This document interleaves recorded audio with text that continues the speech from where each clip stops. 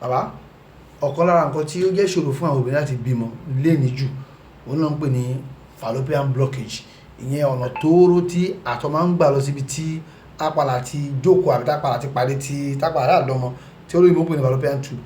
Ǹjẹ́ ọ̀nà kan tiẹ̀ wà nílànà tìbílẹ̀ tí èèyàn lè gbà fi mójútó? Olóòtú, a dúpẹ́ lẹ́ẹ̀kan sí i.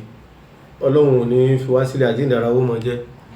Nítorí àìsàn tí a fẹnubà yìí, àìsàn tó lágbára ni. Ọ̀pọ̀lọpọ̀ obìnrin ò kì í ṣàkíyèsí ara wọn náà fi ń ṣàgbákò àìsàn yìí. Ìyẹn fallopian blockage. Bẹ́ẹ̀ ni, nítorí wípé ara obìnrin sò fẹ́lẹ́ ju nǹkan míì lọ. Látara infection kò sí tí ò lè bí. Kòkòrò yẹn tó bá ti di pé ó ti wà lára wọn, wàhálà ni. Obìnrin míì tí wọ́n bá ń sọ fún pé tọ́lẹ̀tì tó ń lò kò wà òkè, kò sí gbá kò sà, wọ́n á ní hypo ni mo fi ń fọ̀, wọ́n ṣàìmọ̀ pé hypo gan kẹ́míkà ni. Tó bá fẹ́ fi hypo fọ ilé ìyàgbẹ́ yín tẹ̀ ń lò, o máa fi omi gbígbóná kùn nítorí ó lágbára púpọ̀. Ìwọ̀nba ooru tó gbọ́dọ̀ wá bí obìnrin ò gbọ́dọ̀ pọ̀ jù. Náà fi ni wọ́n gbọ́dọ̀ cover ẹ̀. Ń lọ stop ọ̀pọ̀lọpọ̀ ní tó sọ kò sí tí infection ò lè bí. Ó wà lára tó ń kọ̀ sí àwọn nǹkan yẹn. Tọ́nà yẹn ò bá dẹ̀ ti true, obìnrin ti ní wàhálà. Mo dẹ̀ mọ́ sọ fún wọn, mo ní kí ni èrè ìgbéyàwó òun lọ́mọ bíbí ilé ọkọ. Bóbìnrin ò bá tí ìsàbíamọ, bó bá ń bọ́kọ ẹ̀ sọ gbádọ́jọ́ ń ṣe gbájọ́ sàwò, wọn ní lẹ́nu ọ̀rọ̀ láàrin ara wọn. Wọ́n á mọ̀ fojú àgànwó ni.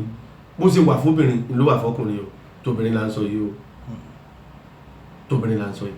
Tí wọ́n bá ti ṣe àyẹ̀wò tó ti mójútó, egbòogi wà lẹ́jẹ̀wọ̀n tó jẹ́ pé tó bá ti lò á rí pé gbogbo ẹ̀ Ibi tó block ibi tó block yẹn á tú láìsí iṣẹ́ abẹ láìsí kankan. Abẹ́gun tí ẹ ṣe gbé ni. Wọ́n lè sọ pé ẹ mọ̀ pé olóyìnbó wọ́n lè pé kinní kan ni kò ń gbà tó bá ń yàwòrán títí tó yàwòrán títí aṣọ ọkùnrin yẹn á di pé wà nọ̀sẹ̀ síta. In tó ń ba ọ̀pọ̀lọpọ̀ marriage jẹ́ ń sìn nìyẹn. Lẹ́fìrí pé àwọn míì kan tó ṣe marriage wọ́n á ní àfikóbìnrin lóyún fáwọn. Àwọn ọjọ́ kan dẹ̀wà tí wọ́n fàyè gbà